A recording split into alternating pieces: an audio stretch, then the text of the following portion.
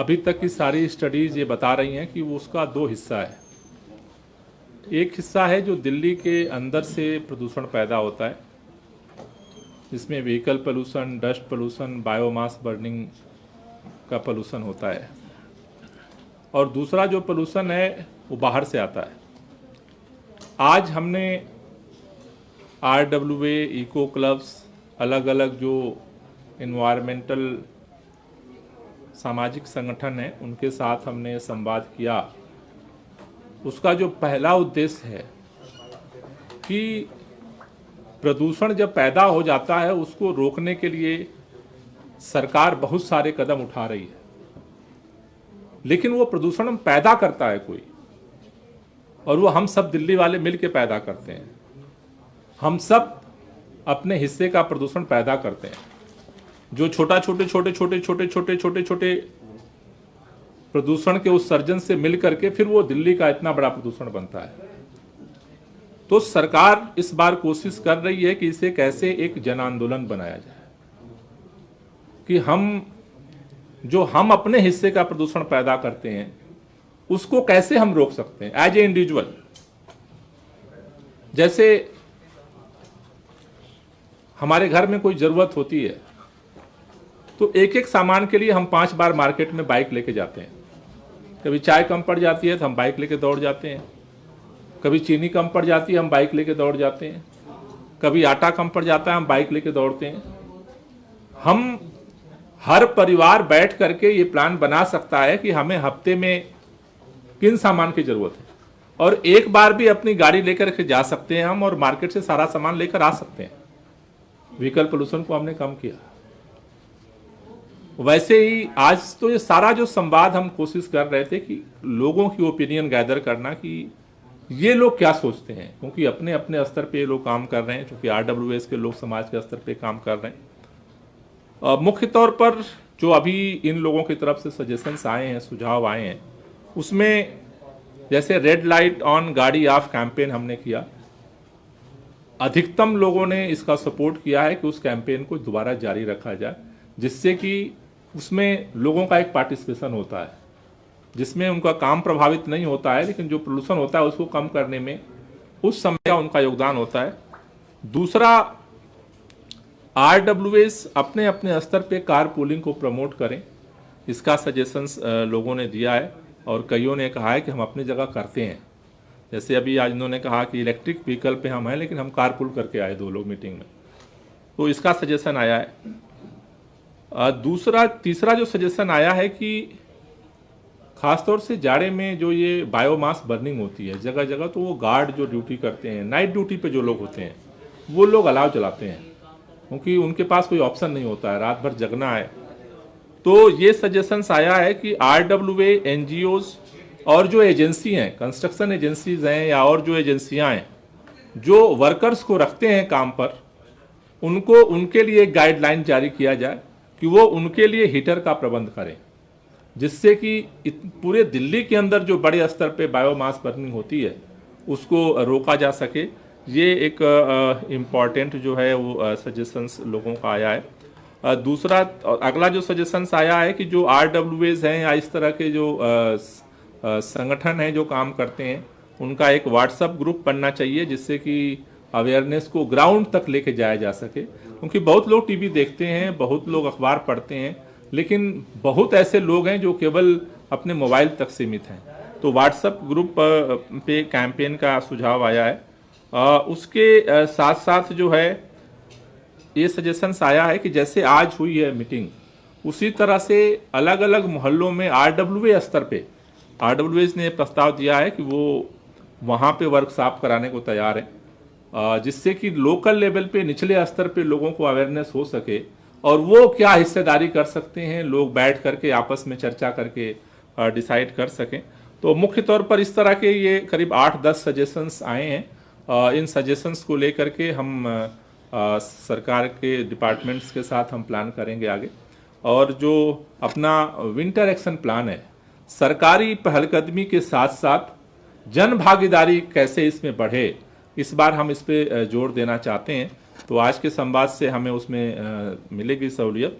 दूसरा, बहुत सारे लोगों से जो अलग अलग काम कर रहे हैं, हमने आज एक ईमेल जारी किया है greenwarroom@gmail.com। तो दिल्ली के चूंकि गाइडलाइन की वजह से बहुत कम लोगों को, हमने सिलेक्टेड लोगों को यहाँ बुलाया था। कोई भी दिल्ली का वासी, चाहे वो किसी तरह का सजेशंस अगर रखता है और चाहता है कि भाई जन भागीदारी कैसे, लोगों की हिस्सेदारी कैसे पोल्यूशन कम करने में हो सकती है, सरकार को सजेशन देना चाहता है, तो greenwarroom@gmail.com पे वो अपना सजेशंस जो है हमें 2 दिन के अंदर भेज सकता है, जिसको भी हम अपने विंटर एक्शन प्लान में शामिल करेंगे। सर, आपने कुछ दिन पहले कंस्ट्रक्शन कंपनियों के जो हैं उनसे बात किया था, लेकिन अभी भी दिल्ली की अगर बात करें तो मथुरा रोड पे इतना बड़ा कंस्ट्रक्शन का काम चल रहा है, लेकिन वहाँ कहीं भी किसी भी तरह का जो प्रोटोकॉल है वो नहीं निभाया जा रहा है। आज भी मलबे खुले में पड़े हुए हैं, कई दिनों से जो बारिश का पानी था वो जमा हुआ है और कंस्ट्रक्शन फुल स्विंग पे चल रहा है। डस्ट पॉल्यूशन वहाँ ज़्यादा है, उसके लिए आप लोग क्या करेंगे? नहीं, अभी हमने उनको 15 दिन का समय दिया था।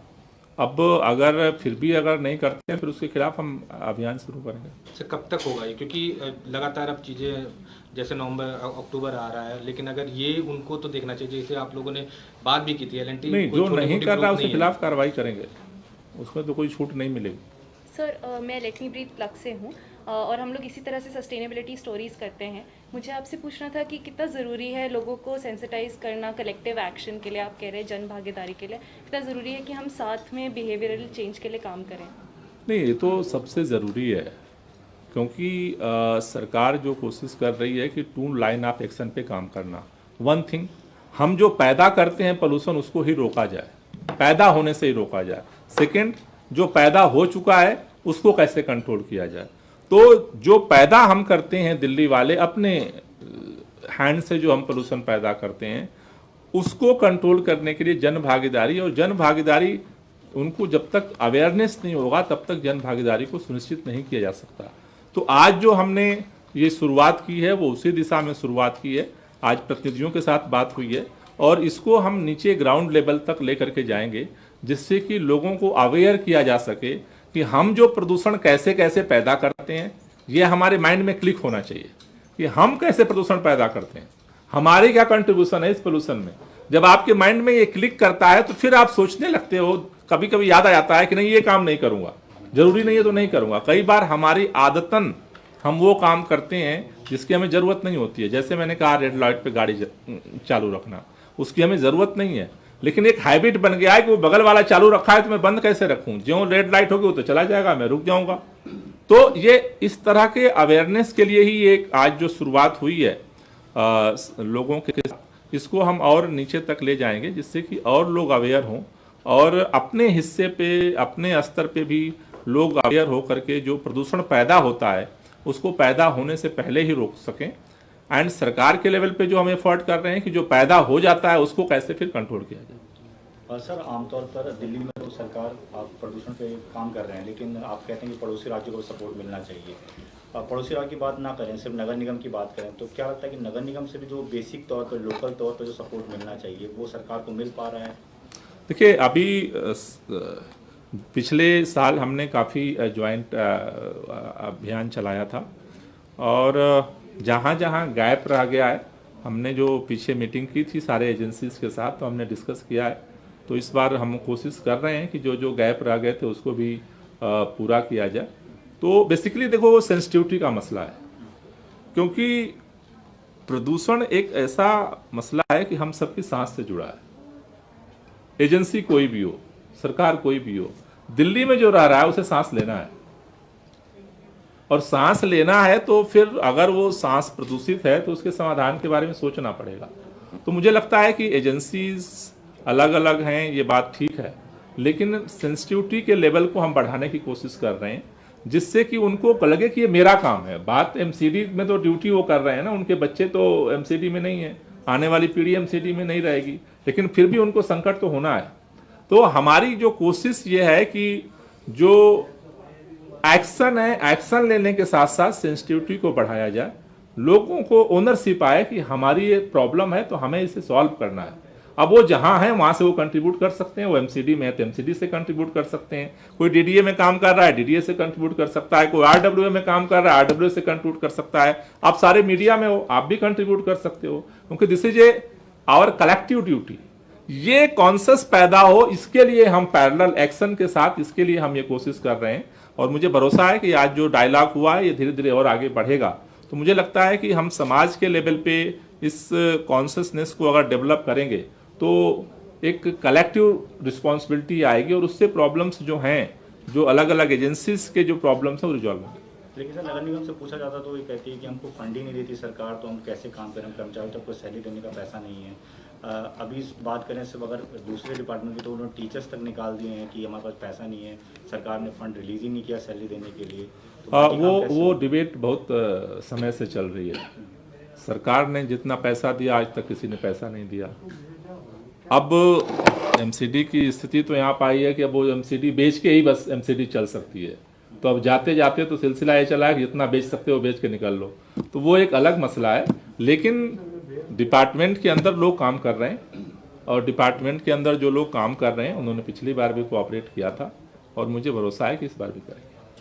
सर, आपने इसको जन आंदोलन बोला है कि ये जन आंदोलन होगा। अभी मार्च में भी हुआ था और अभी कुछ दिनों पहले भी काफ़ी सारे यूथ आए थे जो दिल्ली सेक्रेटेरिएट के बाहर प्रोटेस्ट कर रहे थे।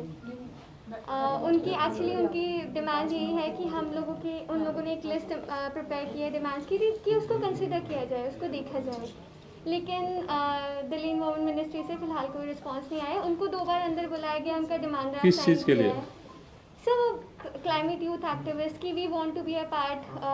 हम चाहते हैं कि हमारी ये जो डिमांड्स हैं वो दिल्ली सरकार सुने और उन्हें आश्वासन भी दिया जा रहा है कि ऐसा होगा, लेकिन उसके बाद फिर कुछ उन्हें सुनने के लिए नहीं, मेरे संज्ञान में ये नहीं है। अगर आपके पास वो है तो आप मुझे मेल कर दो।